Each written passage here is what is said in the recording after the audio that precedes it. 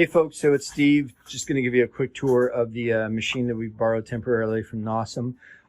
Many of you who worked a few years ago will remember that we had pretty much the exact same model. We used to call the machine Wally. That was its nickname. But it's been a few years, so you may not remember how to use it. It's pretty simple though, and of course there's new members of the department who have never used it. So I'll give you a quick tour.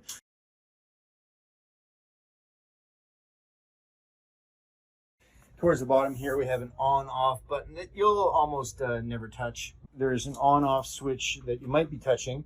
There it is there. You can see that it's on. So the only time you'll really need to hit this, don't turn the machine off.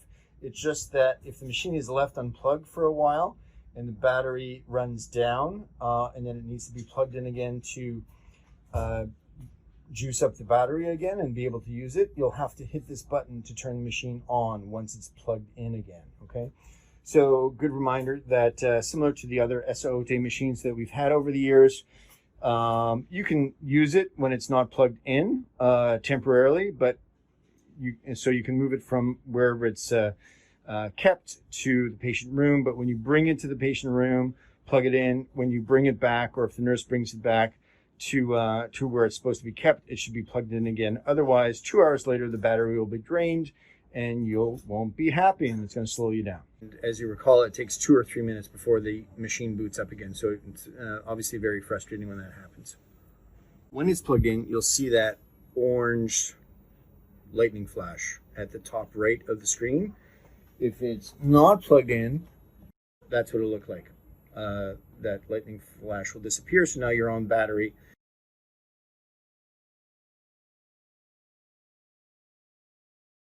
If you're one of the more vertically challenged members of our department, you want to make the machine not as tall, you can press on this lever here with your foot, and then that releases a lock of some sort, and you can make the whole card go up and down. So I just slid it down, or you can bring it up again if you're one of the taller docs in the department. John Kuznarczyk with comments from the peanut gallery in the background, if you can hear him.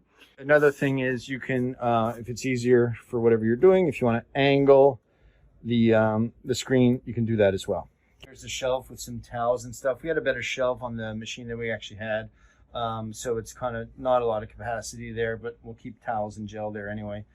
3 probes. Okay, so you got your abdominal probe, your cardiac probe, and your linear probe for your near surface work. Back here, this is where the probes are plugged into the I can't remember what it's called exactly, but the thing that allows us to flip from one probe quickly to another. Do not unplug these at all. Okay, I'm going to show you how to change between probes. It's pretty simple.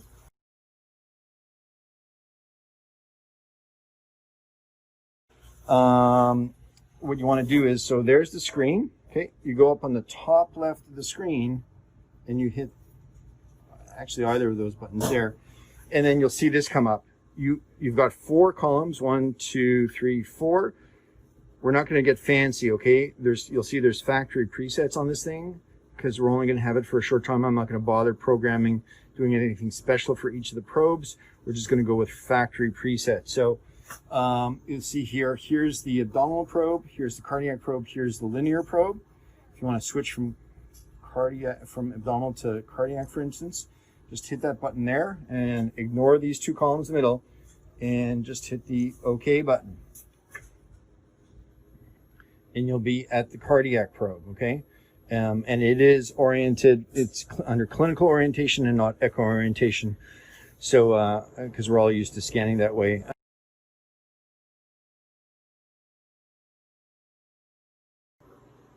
So Andy Primo likes to scan in echo orientation as opposed to the clinical orientation that we teach at EDI 1, EDI 2, etc.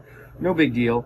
You can't really see it too well because of the glare from the light, but there's the cardiac screen. Right now it's set up for echo orientation, so the indicator is that doohickey right there. You want it so that it's on the other side of the screen over there. All you do is, okay, you hit the more button down here. It says more, bottom right. Hit more. It's going to bring up this menu. and then you want to hit the reverse button. And you'll see that now that little indicator is to the other side of the screen for clinical orientation.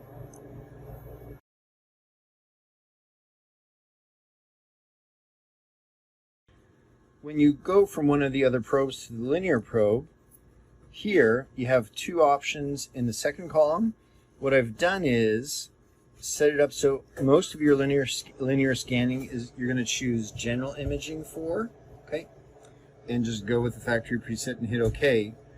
Only for ocular scanning, what I've done is set it up so that small parts is the one we use for ocular scanning. So you would just click small parts right there, go with the factory preset, and hit OK if you're scanning eyes for retinal detachments, vitreous hemorrhages, etc.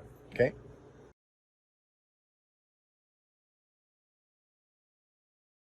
If you have just scanned an eye, or somebody before you scanned an eye, and this is what you're seeing, and you want to switch to cardiac scanning, so you're going to hit the cardiac probe image, then here you're going to have to switch back to general imaging, okay, and then hit OK.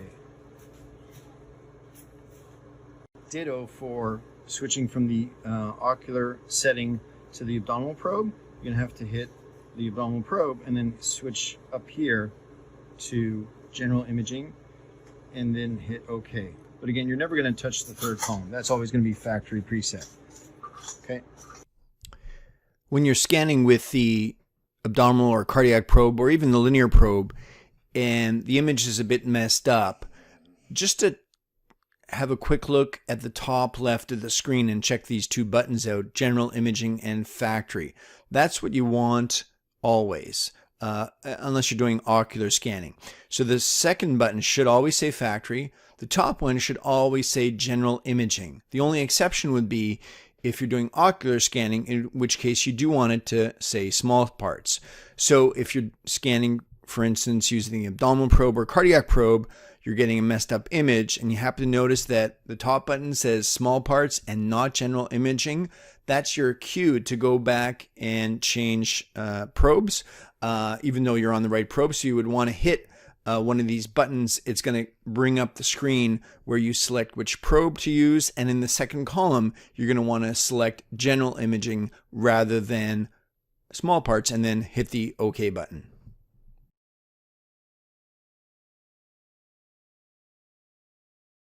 We're just going to do depth and gain, just to, again, keep it short because we're just going to have this machine temporarily.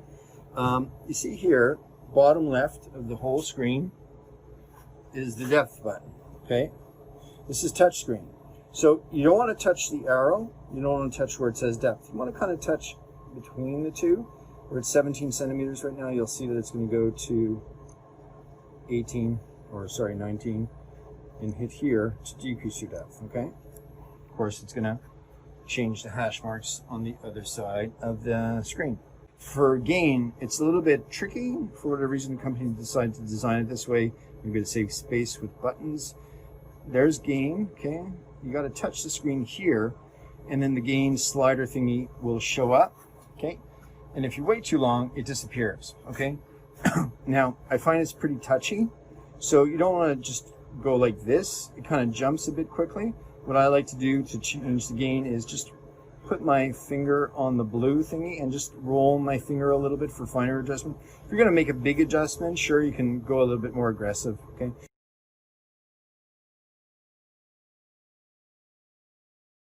If you want to use the TGC buttons, what you got to do is bring that onto the screen and then hit TGC right there, and then it'll bring up these slider buttons that you can just adjust like that, okay? If you want to go back to straight up and down, just hit reset. Oh, it disappeared on me. Yeah, and it's back to reset.